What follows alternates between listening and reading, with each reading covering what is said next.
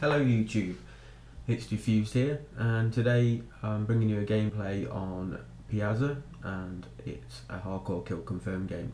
But instead of talking like normal on a commentary, what I want to talk today about is classes and setups for different game modes. I think every game mode you need to have a different class setup. I mean, different perks work better with different game modes and different kill streaks.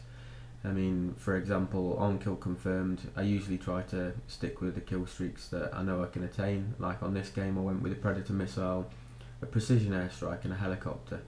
I think while I'm running around and trying to get kills, I think that's attainable. But for example, if I was playing search and destroy, I'd go for a UAV, possibly a care package, and a predator missile, because getting more than that kills in a row is fairly difficult for me. But I feel that kill streak setup for me is attainable. And then another example would be domination. I go for a bit of a higher kill streak. Then I usually start off with a predator missile, go to an attack helicopter, and then onto a pavlo, which I usually get fairly often. Not all the time, but I do get it quite a lot. With perk setups, usually on kill confirmed, I'll go with the sleight of hand, possibly quick draw, and then usually with something like stalker. But then again on search and destroy, I'll change it up again, and I usually tend to go for sleight of hand, assassin, because it's like less kill streaks, and people tend to then either go for the UAV, so you've usually got a UAV up quite a lot. So I find that assassin helps me out a lot there, because then I don't show up on the radar, because I'm always usually have a silencer on my gun, so it's a lot better for me. A lot of people may use SitRep Pro, especially if the sound pouring, because it makes your footsteps a lot louder. Even if you're using dead silence, people can still hear you.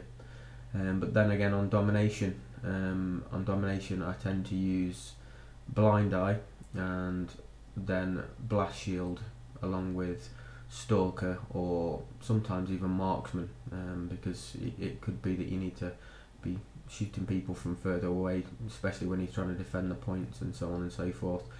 Blast shield, it speaks for itself. A lot of the time it saves me when I've been on a point playing the objective. And the other thing that I would suggest people use is probably the trophy system. It's brilliant if you want to chuck that down. Everyone sends chuck nades as soon as it says, for example, you're losing B, people start chucking nades and stuff at it. So if you've got a trophy system down and all you and your mates jump on it, you usually get the point, and it's a lot better that way.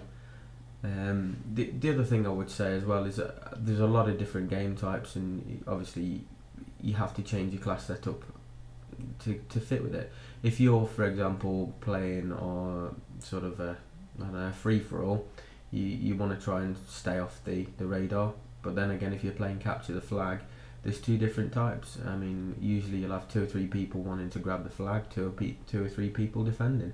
So the people attacking are going to want to be speedy, not so stealthy. They're just going to want to get in there, get the flag, and try and get it back as quick as possible. Whereas the guys that are defending are going to want to be as stealthy as possible, not give their positions away, and therefore they're going to use a more defensive setup instead of the offensive version.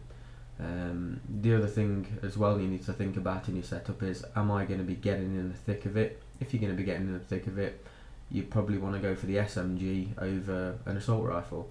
An assault rifle is more for sort of mid to long range. Usually if you're in a gunfight close up with an assault rifle against an SMG, you're going to lose the battle, because the SMGs are designed for that. When you turn and you've got your sensitivity high, their turning radius is a lot smaller, so they're quicker locking onto the target.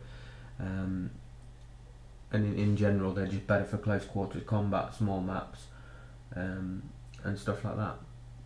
Other game modes that I haven't really tried too much is for example, Team Defender. I've played it a couple of times. It's not a bad game type, but really it doesn't really make much difference what sort of perk setup you use there. You can't really be stealthy, because it's basically, it tells the other team where the guy with the flag is. So you pretty much just want to sort of lock that person down and try and sort of move with them, So they're going to know where you are roughly on the map anyway. So really with that I would say probably sleight of hand, quick draw, and probably sit rep, just so you can see claymores and stuff going down and you can hear people coming.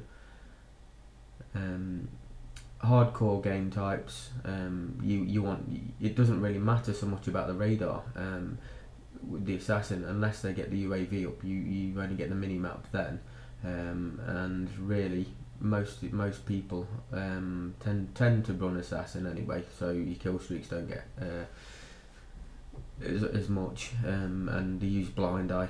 So really, you sort of, your helicopters and stuff aren't going to do as much. So the only real ones is you might get the odd kill with the predator, but then you might also get people running around with, you know, sleight of hand and quick draw on.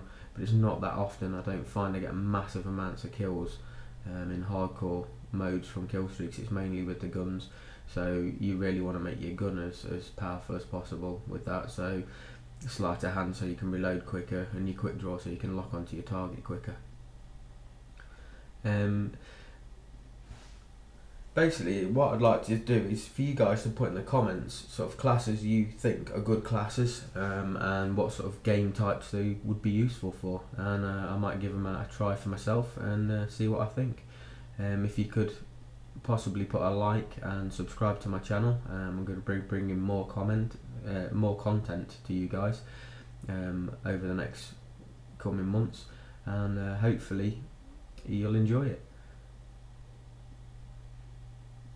The other one last thing I wanted to talk about was, what kind of things do you want to see from me? Would you like to see different types of game modes or different types of things? Just say them in the comments and I'll see what I can do, and see if I can make videos for you. So thanks for watching guys, and if you wouldn't mind leaving a like and a comment and subscribing, you could help me out so much, and I really enjoyed doing this. Thanks a lot.